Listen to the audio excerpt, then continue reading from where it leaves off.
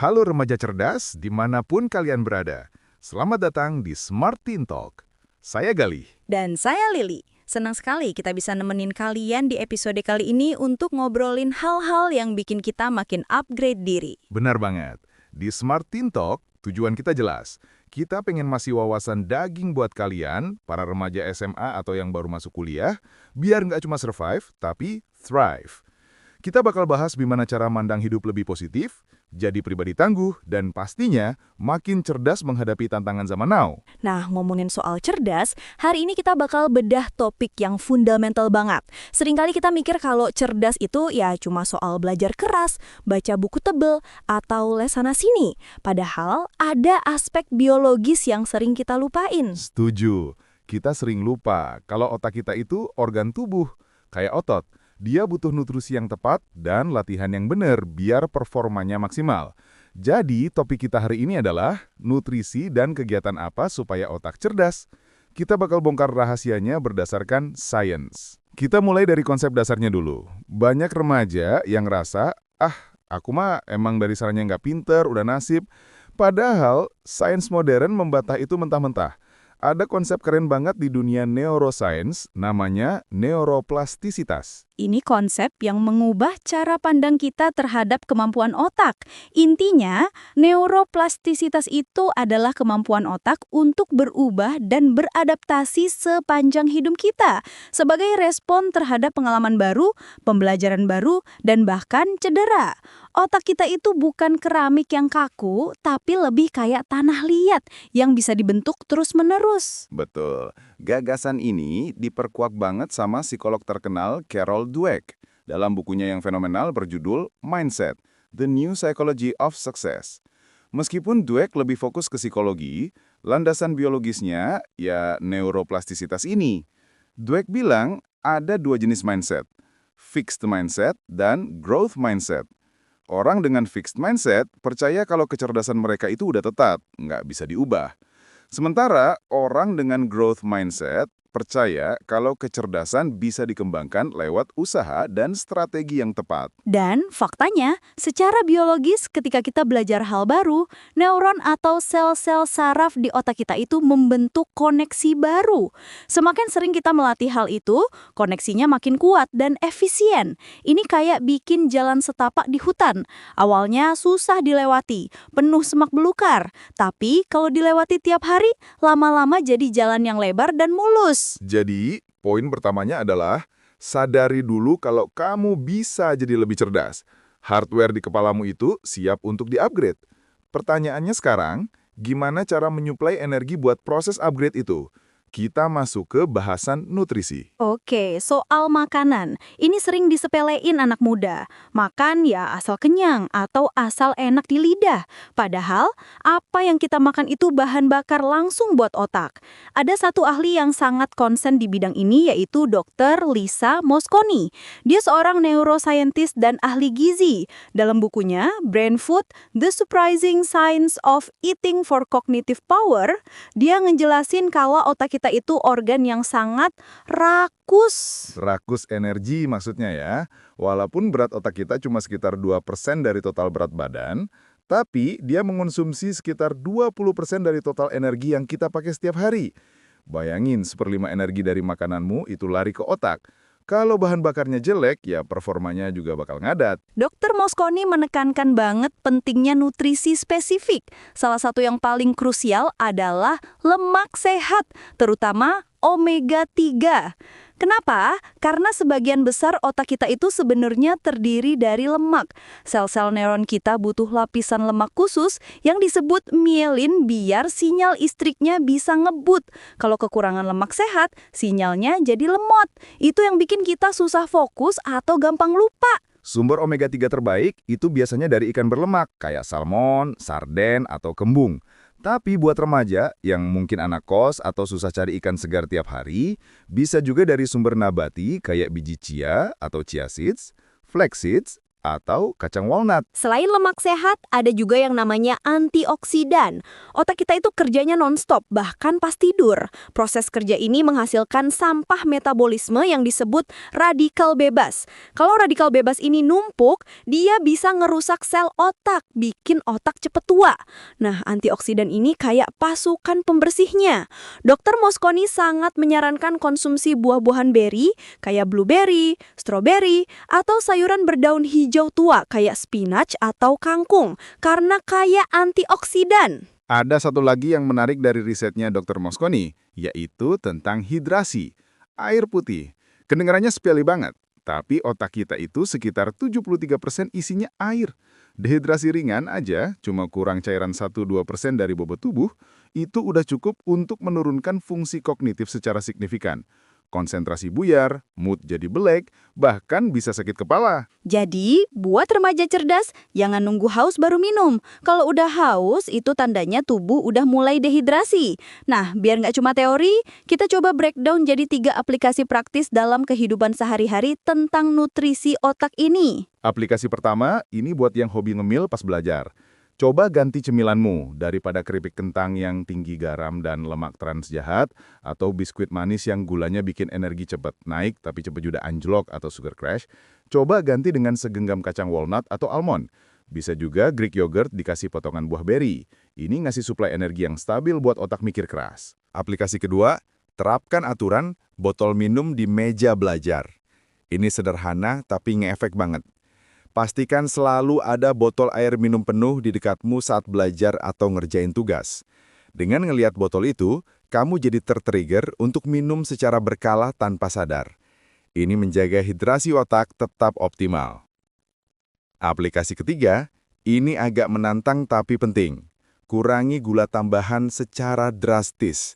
Minuman boba, soda, atau kopi susu kekinian yang gulanya sampai 2 sendok makan, itu musuh buat otak jangka panjang. Gula berlebih bisa menyebabkan peradangan di otak. Coba latih lidahmu untuk menikmati rasa asli makanan, atau ganti dengan pemanis yang lebih alami dalam jumlah sedikit kalau memang butuh manis. Sekarang kita pindah dari bahan bakar ke perawatannya. Kalau tadi kita ngomongin bensinnya, sekarang kita ngomongin gimana cara servis mesinnya biar makin tokcer. Kita masuk ke topik aktivitas fisik atau olahraga. Dan ini bukan cuma buat ngecilin perut ya, tapi buat besarin kapasitas otak. Ini bagian favoritku karena sering banget disalahpahami. Banyak yang mikir, aduh aku lagi sibuk ujian, gak ada waktu buat olahraga. Padahal, justru saat sibuk belajar itulah kita paling butuh olahraga. Ada buku luar biasa yang wajib dibaca soal ini. Judulnya Spark, The Revolutionary New Science of Exercise and the Brain, karya Dr. John Ratey, seorang profesor psikiatri dari Harvard Medical School. Dr. Ratey di buku itu bilang satu kalimat yang nendang banget. Olahraga adalah satu-satunya hal paling ampuh yang bisa kamu lakukan untuk kesehatan otakmu hari ini. Dia bukan ngomongin jangka panjang aja, tapi efek instan. Apa yang terjadi di otak saat kita olahraga? Jadi gini mekanismenya. Saat kita melakukan olahraga aerobik yang bikin jantung deg-degan dan keringetan, kayak lari, berenang, atau sepedaan, aliran darah ke otak meningkat drastis. Darah ini membawa oksigen dan nutrisi yang tadi udah kita bahas. Tapi keajaiban sebenarnya bukan cuma di situ. Betul. Keajaiban sebenarnya adalah saat kita olahraga, tubuh kita memproduksi semacam protein khusus yang disebut BDNF, atau Brain Derived Neurotrophic Factor. Dr. Ratey di buku itu menyebut BDNF ini sebagai miracle grow atau pupuk ajaib untuk otak. BDNF ini tugasnya krusial banget. Dia menjaga sel neuron yang sudah ada agar tetap hidup. Dan yang paling penting, dia merangsang pertumbuhan neuron baru dan koneksi baru. Ini balik lagi ke neuroplastisitas tadi. Jadi bayangin, kalau kamu belajar, kamu lagi mencoba membangun jalan baru di otak. Nah, kalau kamu olahraga sebelumnya, kamu kayak nyebarin pupuk super di tanahnya, sehingga jalan itu jauh lebih mudah dibangun dan lebih kokoh. Tanpa BDNF yang cukup, otak kita itu kayak tanah gersang, susah buat nanam informasi baru. Selain BDNF, olahraga juga menyeimbangkan neurotransmitter atau zat kimia di otak. Olahraga ningkatin serotonin yang bikin tenang dan happy, dopamin yang bikin termotivasi dan fokus, dan norepinefrin yang ningkatin atensi. Ini koktail kimiawi yang perfect buat belajar. Makanya Dr. Reti sangat menyarankan olahraga sebelum melakukan aktivitas yang butuh fokus tinggi. Riset di buku Spark itu nunjukin studi kasus di sebuah sekolah di Naperville, Amerika Serikat.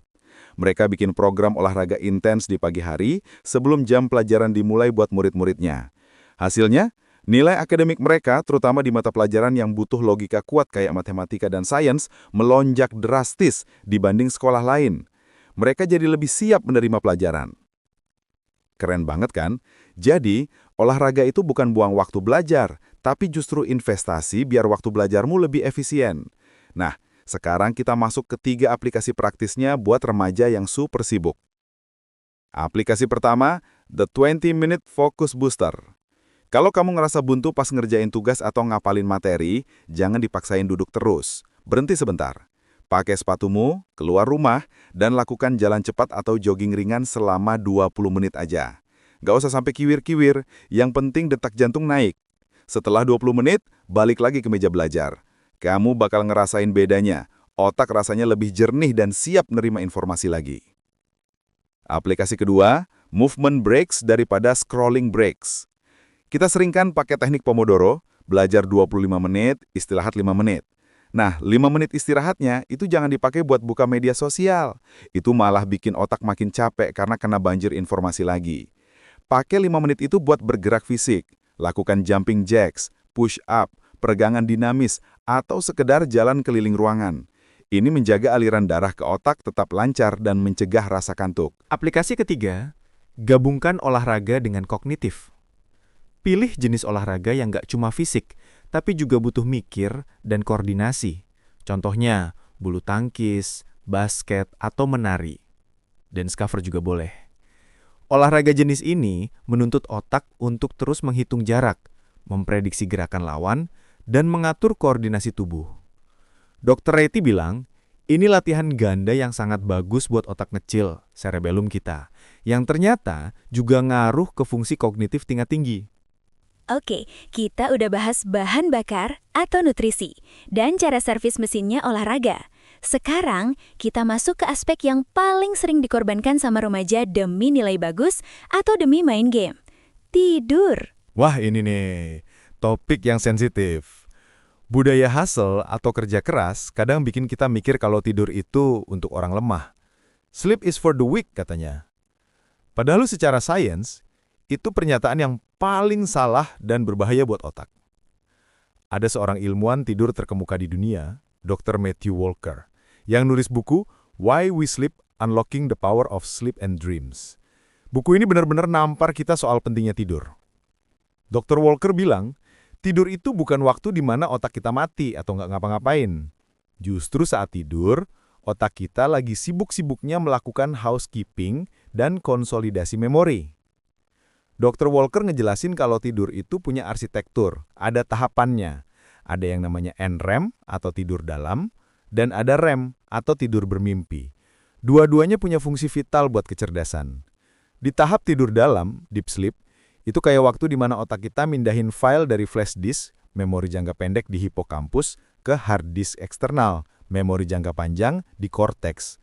Kalau kamu belajar seharian tapi tidurnya kurang atau nggak nyenyak, file-file yang udah kamu pelajarin itu nggak sempat kesimpan permanen. Besoknya ya lupa lagi.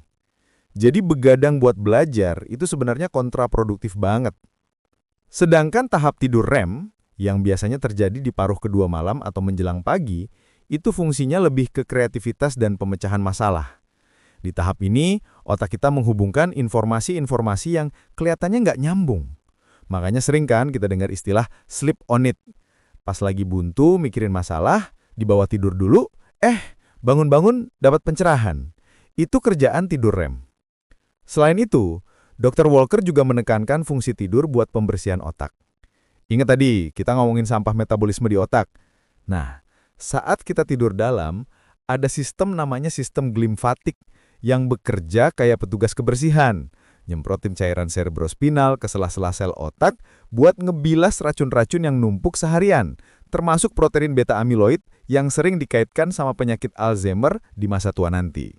Jadi, kalau kamu kurang tidur kronis, otakmu itu secara harfiah penuh sampah. Nggak heran kalau jadi lemot, gampang emosi, dan susah ngambil keputusan rasional. Buat remaja, kebutuhan tidurnya itu sekitar 8-10 jam. 7 jam itu batas minimal banget buat fungsi optimal. Di bawah itu udah pasti ada penurunan performa kognitif, sadar atau enggak.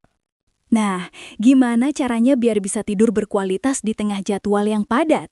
Kita kasih 3 aplikasi praktisnya lagi nih, berdasarkan saran dari Dr. Matthew Walker. Aplikasi pertama, Digital Sunset atau matahari terbenam digital. Cahaya biru, blue light dari layar HP, laptop atau TV, itu ngasih sinyal ke otak kalau hari masih siang, sehingga menekan hormon melatonin, hormon ngantuk. Coba tetapkan aturan. 1 jam sebelum waktu tidur yang kamu targetkan, semua layar harus mati. Ganti kegiatannya dengan baca buku fisik, ngobrol santai sama keluarga, atau mandi air hangat. Ini ngebantu otak transisi ke mode istirahat. Aplikasi kedua, konsistensi adalah kunci. Tubuh kita punya jam internal namanya ritma sirkadian. Dia suka banget sama rutinitas. Cobalah untuk tidur dan bangun di jam yang sama setiap hari, termasuk di akhir pekan. Jangan karena malam minggu terus begadang sampai pagi, dan hari minggunya balas dendam tidur sampai siang. Itu namanya social jet lag. Dan itu bikin jam biologis otakmu kacau balau hari meningnya. Aplikasi ketiga, perhatikan asupan kafein. Kafein itu zat yang kerjanya ngeblokir reseptor adenosin di otak. Adenosin itu zat kimia yang numpuk seharian dan bikin kita ngerasa ngantuk. Kalau diblokir kafein, kita jadi nggak ngerasa ngantuk, padahal otak udah butuh istirahat. Masalahnya, waktu paruh kafein itu lama, bisa 5-7 jam. Artinya, kalau kamu minum kopi jam 4 sore, jam 10 malam setengah dari kafein itu masih aktif di otakmu. Jadi, terapkan coffee curfew atau jam malam kopi. Usahakan stop minum yang berkafein, kopi, teh kental, soda, minuman energi setelah jam 2 siang. Oke, kita udah bahas pilar biologisnya, nutrisi, olahraga, dan tidur. Kalau 3 hal ini udah beres, fondasi otakmu udah kuat banget. Sekarang kita masuk ke pilar terakhir, yaitu aktivitas mentalnya itu sendiri. Gimana cara melatih software otak kita biar makin efisien? Kita bakal ngomongin soal manajemen fokus dan cara belajar. Banyak remaja ngerasa udah belajar berjam-jam tapi nggak masuk-masuk. Masalahnya mungkin bukan di durasinya, tapi di kualitas fokusnya. Di era notifikasi yang tiada henti ini, kemampuan untuk fokus dalam atau deep work itu jadi superpower yang langka. Ada buku bagus dari Barbara Oakley, seorang profesor teknik yang dulunya benci matematika, tapi berhasil mengubah cara belajarnya. Judulnya, A Mind for Numbers. How to Excel at Math and Science, even if you flunk algebra.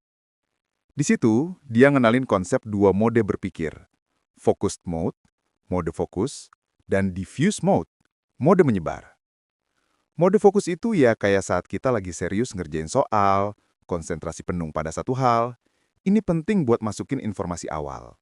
Tapi, otak nggak bisa terus-terusan di mode ini. Dia butuh istirahat untuk memproses informasi itu di latar belakang. Itulah mode menyebar. Ini terjadi saat kita lagi bengong, lagi mandi, atau lagi jalan santai. Kesalahan banyak remaja adalah mereka memaksakan mode fokus terlalu lama sampai burnout. Atau sebaliknya, terlalu banyak di mode menyebar, alias ngelamun dan main HP, tanpa pernah benar-benar fokus. Kuncinya adalah bolak-balik di antara kedua mode ini secara teratur. Selain itu, untuk menjaga kesehatan mental otak dan meningkatkan kemampuan fokus, ada praktik yang makin populer dan terbukti secara ilmiah, yaitu mindfulness atau kesadaran penuh. Ini bukan praktik agamaan ya, ini latihan mental. Daniel Goleman dan Richard Davidson dalam buku mereka, Altered Traits, Science Reveals How Meditation Changes Your Mind, Brain, and Body, memaparkan resep-resep canggih soal ini. Latihan mindfulness, sesederhana menyadari napas selama beberapa menit setiap hari, ternyata bisa mengurangi reaktivitas amigdala. Amigdala itu bagian otak yang ngurusin respon rasa takut dan stres. Si alarm bahaya di kepala kita. Remaja sering banget amigdalanya overactive, jadi gampang cemas, gampang tersinggung, atau panik pas mau ujian. Mindfulness membantu menenangkan amigdala ini dan memperkuat koneksi ke prefrontal cortex, bagian otak depan yang tugasnya mikir rasional dan ngambil keputusan bijak. Jadi dengan rutin melatih mindfulness, kamu nggak cuma jadi lebih tenang, tapi juga secara harfiah melatih otakmu untuk lebih mudah kembali fokus saat terdistraksi. Nah, mari kita breakdown lagi jadi 3 aplikasi praktis buat aktivitas mental ini. Aplikasi pertama, terapkan teknik Pomodoro untuk menyeimbangkan mode fokus dan mode menyebar. Ini teknik klasik tapi ampuh. Set timer selama 25 menit. Selama waktu itu, kamu harus fokus total pada satu tugas belajar. Matikan semua gangguan. Setelah timer bunyi, wajib istirahat 5 menit. Di 5 menit ini, biarkan otakmu masuk ke mode menyebar. Jangan mikir berat, lakukan hal ringan. Ulangi siklus ini 4 kali, lalu ambil istirahat panjang 15-30 menit. Ini menjaga otak tetap segar dan gak gampang burnout. Aplikasi kedua, latihan mindful commuting atau perjalanan yang berkesadaran. Kalau kamu lagi di jalan, naik angkot, kereta, atau boncengan motor, daripada langsung pasang earphone dan tenggelam di layar HP, coba deh sesekali pakai waktu itu buat latihan mindfulness. Taruh HP-mu, amati sekelilingmu, perhatikan warna-warni yang kamu lihat, suara kendaraan, hembusan angin, atau sensasi tubuhmu saat duduk. Lakukan tanpa menghakimi, cuma mengamati. Cukup 5-10 menit aja. Ini latihan bagus banget buat menjinakkan pikiran yang suka loncat-loncat dan melatih otot atensi. Aplikasi ketiga, tantang ototmu dengan hal yang benar-benar baru. Neuroplastisitas itu paling aktif kalau kita keluar dari zona nyaman. Kalau kamu anak IPA yang jago hitungan, coba deh belajar hal yang artistik, kayak melukis atau main alat musik. Kalau kamu anak sosial yang jago ngomong, coba belajar dasar-dasar coding atau bahasa asing yang tulisannya beda, kayak Jepang atau Rusia. Mempelajari sesuatu yang benar-benar asing, memaksa otak membangun sirkuit saraf yang sama sekali baru. Itu bikin otakmu lebih fleksibel dan tangguh secara keseluruhan. Wah, nggak kerasa ya, kita udah ngobrol panjang lebar banget. Dari mulai neuroplastisitas, makanan, olahraga, tidur, sampai cara mikir. Ini paket lengkap banget buat ngehack otak kita biar performanya maksimal. Benar banget. Dan yang paling penting dari semua obrolan kita hari ini adalah penerapannya.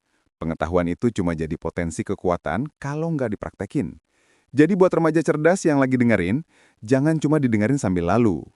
Coba pilih 1 atau 2 hal dulu dari sekian banyak tips tadi yang menurutmu paling gampang buat dimulai hari ini atau besok. Setuju. Gak usah langsung mau ngubah semuanya sekaligus. Nanti malah kewalahan. Mulai dari yang kecil. Misalnya, besok mulai bawa botol minum ke meja belajar. Atau nanti malam coba matiin HP 1 jam sebelum tidur.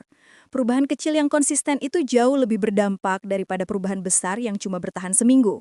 Kita berharap banget episode perdana ini bisa jadi pembuka mata buat kalian semua, bahwa menjadi cerdas, menjadi tangguh, dan menjadi versi terbaik dari diri kalian itu sangat mungkin. Dan kuncinya ada di tangan kalian sendiri, dimulai dari merawat organ paling berharga di kepala kalian. Di episode-episode berikutnya di Smart Teen Talk, kita bakal gali lebih dalam lagi topik-topik lain soal pengembangan diri, manajemen emosi, menghadapi toxic people, dan banyak lagi. Jadi, pastikan kalian terus stay tune ya. Terima kasih banyak udah nemanin kita berdua hari ini. Semoga bermanfaat dan bisa jadi bekal berharga buat perjalanan kalian di masa remaja yang seru ini. Saya Galih. Saya Lili. Sampai jumpa di episode Smart Teen Talk berikutnya. Salam remaja cerdas.